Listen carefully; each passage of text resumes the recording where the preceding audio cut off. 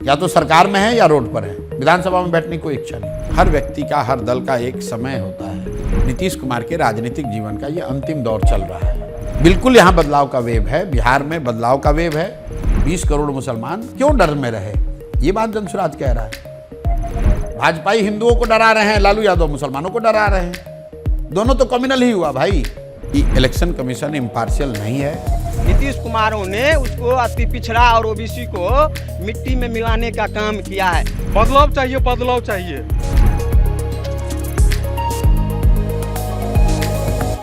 सबसे पहला आपसे सवाल है SIR को लेकर। मैंने बहुत सारे आपके इंटरव्यूज़ देखे हैं जिसमें आप बोल तो रहे हैं कि ट्रांसपेरेंट होना चाहिए प्रोसेस, और होना सही भी है, होना भी चाहिए। लेकिन जो एक अपोजिशन जो स्पेस है, अपोजिशन पार्टीज़ हैं, वो आइडियोलॉजिकली और इंटेलेक्चुअली वो विरोध कर रहे हैं। जिस तरह से हुआ है उसमें आप डायरेक्टली आप अपोज नहीं कर रहे कि हाँ, बिल्कुल अपोज कर रहे हैं, आप उसको सुन नहीं रहे हैं। अपोज करने का एक तरीका है। SIR हो रहा है, ये अपने आप में गलत नहीं है। गलत ये है कि भाई आप अचानक से चुनाव के 3 महीने पहले क्यों कर रहे हैं। तो मेरा जो अपना स्वभाव है, सिर्फ लकीर के फकीर नहीं बनना है। जो गलत है वो गलत है, जो गलत नहीं है वो नहीं है। कि SIR करना इलेक्शन कमीशन का अधिकार है, लेकिन वो ट्रांसपेरेंट हो, फेयर हो और किसी के साथ अन्याय ना हो, ये सुनिश्चित करना भी इलेक्शन कमीशन की जिम्मेवारी है। इलेक्शन कमीशन पर दबाव होना चाहिए। इलेक्शन कमीशन को ये सुनिश्चित करना है कि हर हालत में जो लोग भी एलिजिबल वोटर हैं या हो सकते हैं, उनका नाम रहे, और इस प्रक्रिया के जरिए किसी इनकम्बेंट या अदरवाइज किसी दल को फ़ायदा ना मिले। इलेक्शन प्रोसेस ट्रांसपेरेंट रहे, फेयर रहे, वो बात हम लोग कह रहे हैं। मैं आपसे जानना चाहता हूँ कि आप जो कह रहे हैं बात सही है, लेकिन this is more also about ideologically taking a stand. देखिए, आइडियोलॉजिकल मेरा स्टांस ये नहीं है कि सही या गलत को समझे बगैर कोई किसी का विरोध करने लगे। अगर राहुल गांधी ने वोटर लिस्ट में एडिशन का मामला उठाया है तो हम राहुल गांधी के समर्थन में बोल रहे हैं। किसी कांग्रेस के नेता से ज़्यादा समर्थन में बोल रहे हैं। दिग्विजय सिंह मेरा कही हुई बात ट्वीट कर रहे हैं। जो बात सही है उसको बोलेंगे ना। राहुल गांधी मेरे विरोधी हैं या पक्षधर हैं, उससे मैं इन विषयों पर निर्णय नहीं लेता हूं। बात सही है, वो विपक्ष के नेता हैं। उन्होंने इलेक्टोरल रोल के बनने या उसकी शुद्धता पर एक तथ्यपूर्ण बात रखी है। इलेक्शन कमीशन की जिम्मेवारी है कि उस पर वो जवाब दे। अब राहुल गांधी हमारे राजनीतिक विरोधी हैं, इसलिए मैं उनकी बात को खारिज कर दूं, ये बात मेरा स्वभाव नहीं है। 2021 में जब बंगाल चुनाव का रिजल्ट आया, उस दिन प्रशांत किशोर ने नेशनल टीवी पर चुनाव जीतने के बाद कहा कि इलेक्शन कमीशन इम्पार्शियल नहीं है। अगर इलेक्शन कमीशन इम्पार्शियल होता तो बंगाल में बीजेपी को 77 नहीं 50 से कम सीट आती। देश में बहुत सारे ऐसे प्रवृत्तियाँ शुरू हुई हैं, जैसे कम्युनल पॉलिटिक्स, हेट पॉलिटिक्स। इस पे क्रिटिक्स कहते हैं कि प्रशांत किशोर का कोई क्लियर स्टैंडिंग नहीं है। जैसे किसने कहा? इस तरह का मुद्दा भी नहीं। मतलब आप ये बताइए कि कम्युनल पॉलिटिक्स के विरोध में होने का मतलब क्या है? मैं भी कम्युनल बात करने लगूं? आप गैर सांप्रदायिक होने के नाम पर सांप्रदायिकता की बात कर रहे हैं, तो आप भी तो कम्युनल पॉलिटिक्स ही कर रहे हैं। कम्युनल पॉलिटिक्स तो का मतलब ये है ना, नॉन कम्युनल होने का मतलब यह है कि आप संप्रदाय को राजनीति का हिस्सा ही मत बनाइए ना। संविधान ये कहता है हिंदू, मुस्लिम, सिख, ईसाई कोई भी हो, उससे कोई लेना देना नहीं है।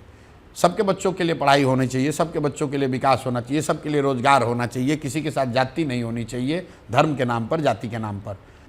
जितना भाजपा हिंदुओं को डरा रही है, मुसलमानों का भय दिखा रही है, उतना ही लालू यादव मुसलमानों को डरा रहे हैं कि अरे भाई हमको नहीं वोट दोगे तो भाजपा आ जाए। भाजपा आ जाएगी तो क्या कर लेगी। 20 करोड़ मुसलमान क्यों डर में रहे, ये बात जनसुराज कह रहा है।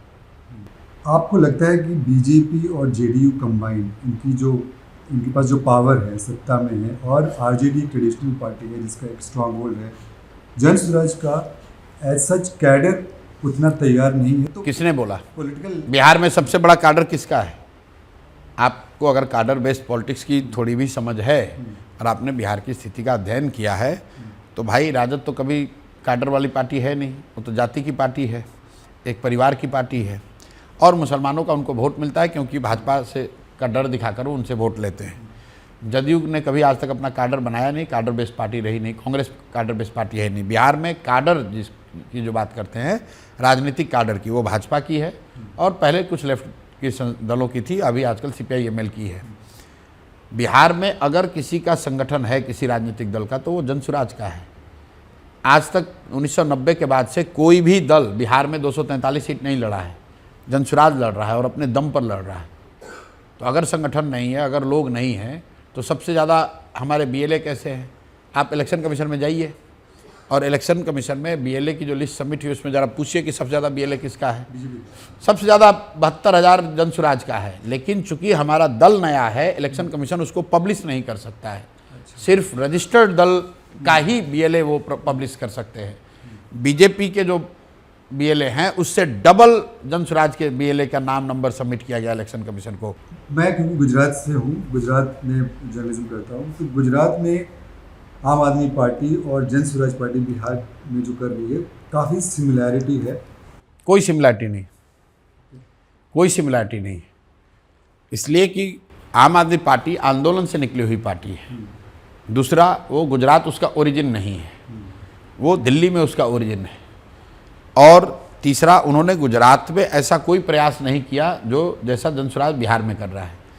जनसुराज बिहार में आंदोलन करके पार्टी नहीं निकली है। ये 2.5 साल की मेरे पदयात्रा के बाद 1 करोड़ बिहार के लोगों ने इस दल को मिलकर बनाया है।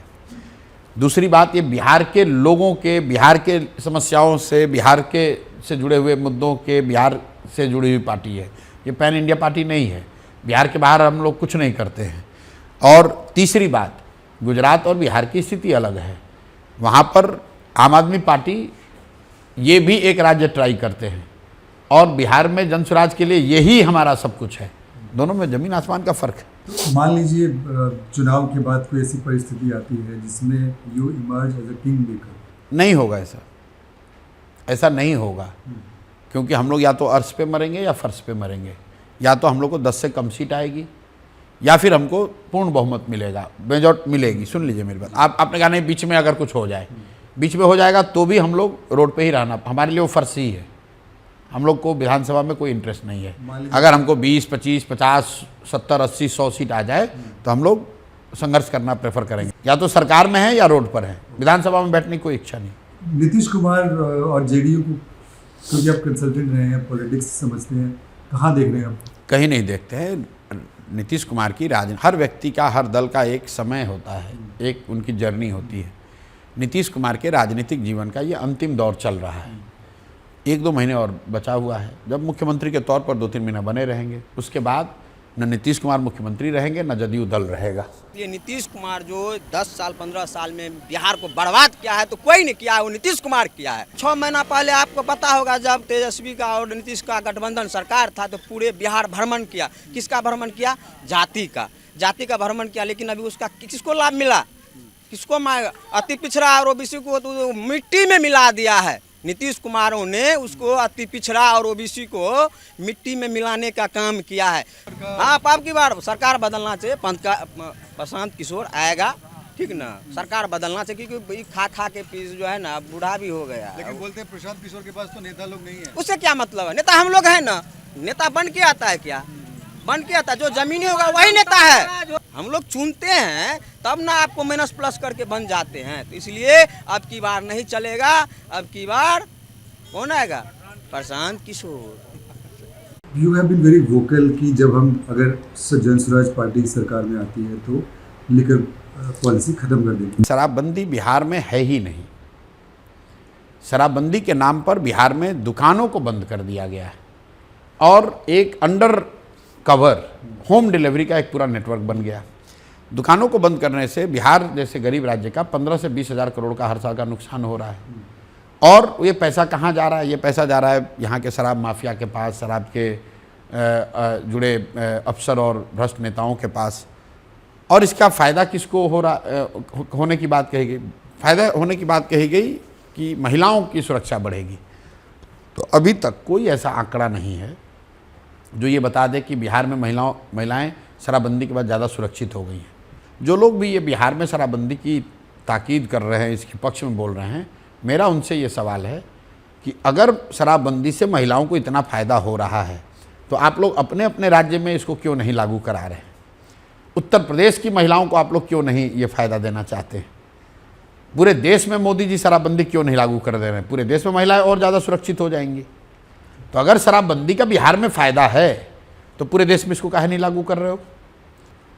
ये बिहार के प्रति जो पूर्वाग्रह है कि बिहारियों को जाति, धर्म, आरक्षण, 5 किलो अनाज और ये इन्हीं चीज़ों में उलझा कर रखो ताकि जीवन भर ये 10-12 हज़ार रुपये के लिए इनके बच्चे मजदूरी करते रहें, गुजरात में फैक्ट्रियां चलती रहें, कर्नाटक में IT कैपिटल बनता रहे और बिहार के बच्चे वहां जाकर लात जूता खाते रहे, गाली सुनते रहे, अपमानित होते रहे। यही पूरी व्यवस्था है।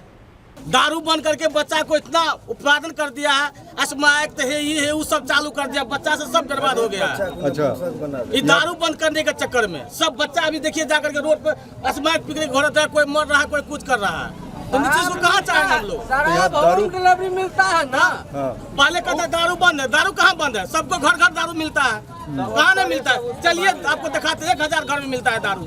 इंडिया में जो इलेक्शंस होते रहे हैं ट्रेडिशनली इसमें ये रहा है कि पहले वेव होता था, अब ऐसा माना जाता है और आप खुद इसके खिलाड़ी हैं, माइक्रो मैनेजमेंट करने का बूथ लेवल पे डेटा फीडिंग। देखिए ऐसा कुछ नहीं होता है जैसा लोग कहते हैं कि अब पहले ऐसा होता था अब ऐसा हो रहा है। कुछ लोगों ने कहा अब व्यक्तिवादी हो गया है। मैंने बताया क्या नेहरू के नाम पर वोट नहीं पड़ता था? जब नेहरू जी थे और 3 इलेक्शन कांग्रेस जीती तो वोट नेहरू जी के नाम पर नहीं पड़ा था? क्या इंदिरा जी के नाम पर पूरे देश में वोट नहीं पड़ा था? संगठन दूसरे ओर था, इंदिरा जी कहीं और थी, वोट इंदिरा जी के नाम पर पड़ा था। वैसे कुछ समय मोदी जी के नाम पर पड़ा है। ये नई बात कुछ नहीं है। क्या 84 में वेव नहीं देखा था हम लोगों ने? क्या 89 में वेव नहीं था? क्या 77 में JP इंदिरा हटाओ का वेव नहीं था? ये तो आता जाता रही, कोई फिक्स चीज़ नहीं है कि अच्छा अब इस दौर में खाली वेव चलेगा, अगले दौर में खाली माइक्रो मैनेजमेंट के जरिए जीता जाएगा। ऐसा कुछ नहीं है, फेजेज हैं। कभी वेब, अगर कोई ऐसा व्यक्ति, कोई मुद्दा, कोई विषय, कोई घटना रहेगी तो वेब बनेगा, नहीं रहेगा तो लोकल इश्यूज़ पर चुनाव होगा।